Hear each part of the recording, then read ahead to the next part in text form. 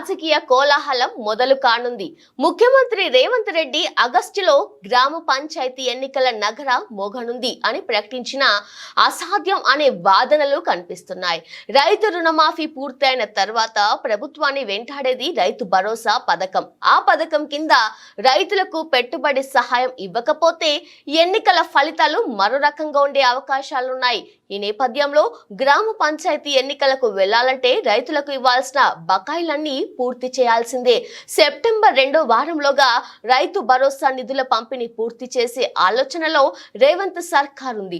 నిధుల వరద పూర్తయిన తర్వాత సెప్టెంబర్ నెల చివరి నాటికి పంచాయతీ ఎన్నికలు నిర్వహిస్తే మెజార్టీ స్థానాలను చేజిక్కించుకోవచ్చనే ఆలోచన చేస్తుంది. రాష్ట్రంలో కాంగ్రెస్ పార్టీ పంచాయతీలను క్లీన్ స్వీప్ చేయాలనే ఎత్తుగడలో ఉంది. రైతులకు ఇవ్వాల్సిన నిధులు ఇవ్వకుండా గ్రామాలలో ఓట్ల జాతరకు వెళితే నష్టం జరుగుతుందని అంచనా వేస్తున్నారు. గ్రామ పంచాయతీ ఎన్నికల నగరాపై పొలిటికల్ అనలిస్ట్ మారెడ్డి నాగేందర్ రెడ్డి విశ్లేషణ. రాష్ట్రంలో మరో ఎన్నికల సంగ్రామానికి అన్ని పార్టీలు సమాయత్తం అవుతున్నాయి అని ఒక ఇండికేషన్ మాత్రం 2 రోజుల నుంచి కొనసాగుతుంది. గ్రామాలలో స్థానిక సంస్థల ఎన్నికల పరంపర కొనసాగే అవకాశం ఉన్నాయని చెప్పి ఒక ప్రచారం జరుగుతుంది. సాక్షాత్తు ముఖ్యమంత్రి రేవంత్ రెడ్డి కూడా ఆగస్టు నెలలో స్థానిక సంస్థల ఎన్నికలకు సిద్ధం కావాలంటూ ఒక ఇండికేషన్ ఇచ్చారు. దానిలో భాగంగా అధికారులు కూడా ఒక ఆదేశాలు జారీ చేశారు.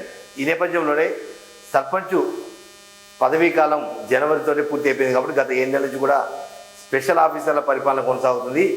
ఇది మరో 2 నెలల పాటు కొనసాగే అవకాశం ఉన్నట్టుగా సూచనలు కనపడుతున్నాయి. ఎందుకంటే 2023 అక్టోబర్ నవంబర్లో ఎన్నికల తంతు పూర్తి అయిపోయిన తర్వాత గత 7 నెలల నుంచి కూడా కాంగ్రెస్ ప్రభుత్వం పరిపాలన మీద దృష్టి పెట్టింది. ఈ నేపథ్యంలోనే స్థానిక సంస్థల ఎన్నికలు ఏదైతే సర్పంచ్, ఎంపీటీసీ, జెడ్పీటీసీ ఈ ఎన్నికలు జనవరిలోనే పూర్తి కావాల్సిన కొన్ని కారణాల నేపథ్యంలో మరో 6 నెలలు ఏడాది పాటు పొడిగిస్తారని చెప్పి ఒక ప్రచారం జరిగిన నేపథ్యంలో స్పెషల్ ఆఫీసర్ల పరిపాలన కొనసాగుతుంది. ప్రస్తుతం ముఖ్యమంత్రి రేవంత్ రెడ్డి చేసిన ప్రకటన ఔత్సాహిక నాయకులు తమ అదృష్టాన్ని పరీక్షించుకునే నాయకులకు కొంత కొత్త ఊపు తీసుకొచ్చిందని చెప్పవచ్చు.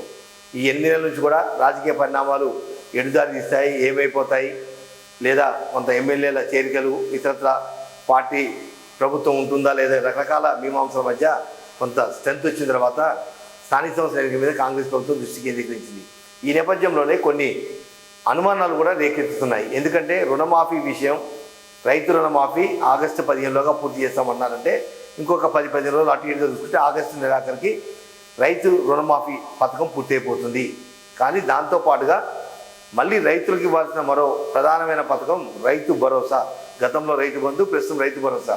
ఈ రైతు భరోసా పథకానికి ఎకరానికి 15,000 రూపాయలు ఇస్తామని ఎన్నికల్లో ప్రకటించిన నేపథ్యంలో ఆ నిధులు కూడా అంటే ఒక సీజన్ పేరు మీద ఒకవేళ కనుక చెరువులు, గుట్టలు, పనికిరాని భూములు వీటన్నిటి తీసినా కూడా సుమారు 7,000 కోట్ల రూపాయలు రైతు భరోసా పథకం కింద రైతులకు నిధులు అందించాల్సిన పరిస్థితి రాష్ట్ర ప్రభుత్వం పోయింది. అంటే మరో 7,000 కోట్లు మళ్ళీ నిధులు సేకరించాలంటే సెప్టెంబర్ 1st వీక్లో ప్రభుత్వ ఉద్యోగుల జీతభత్యాలు, రకరకాల నిధుల సమీకరణ పూర్తి అయిపోతే సెప్టెంబర్ 10 నుంచి సెప్టెంబర్ నెలాఖరు వరకు రైతు భరోసా నిధులు జమ అయ్యే అవకాశం కనపడుతున్నాయి. అంటే ఒకవేళ ప్రభుత్వ స్కీములు ఇలాగే కొనసాగుతున్నప్పుడు కొంత ఎన్నికల వాతావరణం డిస్టర్బ్ అయ్యే అవకాశం నేపథ్యంలో ఇవన్నీ పూర్తి అయిపోయిన తర్వాత అటు రైతు రుణమాఫీ ఓవైపు, రైతు భరోసా మరోవైపు ఈ 2 పూర్తి చేసుకొని మేము రైతు ప్రభుత్వం, రైతుల కోసం కాంగ్రెస్ ప్రభుత్వం ఉంది అని ఒక ఇండికేషన్ ఇచ్చి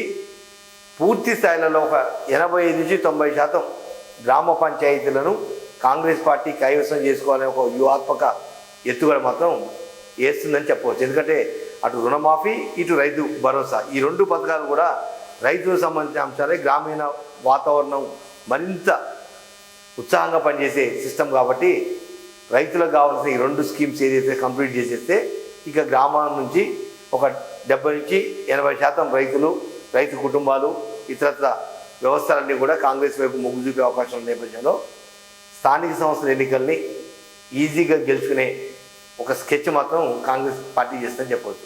ఈ నేపథ్యంలోనే ఆగస్ట్ అనేది అది అసంబద్ధం, సెప్టెంబర్ అనేది కూడా కొంత తర్జన పడే పరిస్థితి కాబట్టి అక్టోబర్ 1st వీక్లో లేదా సెప్టెంబర్ చివరి వారం లేదా అక్టోబర్ 1st వీక్లో అన్నీ అనుకూలంగా జరిగితే, అన్నీ అనుకున్నట్టుగా జరిగితే మాత్రం గ్రామ పంచాయతీ ఎన్నికలు పక్కాగా జరగడానికి అవకాశాలు ఉన్నాయి.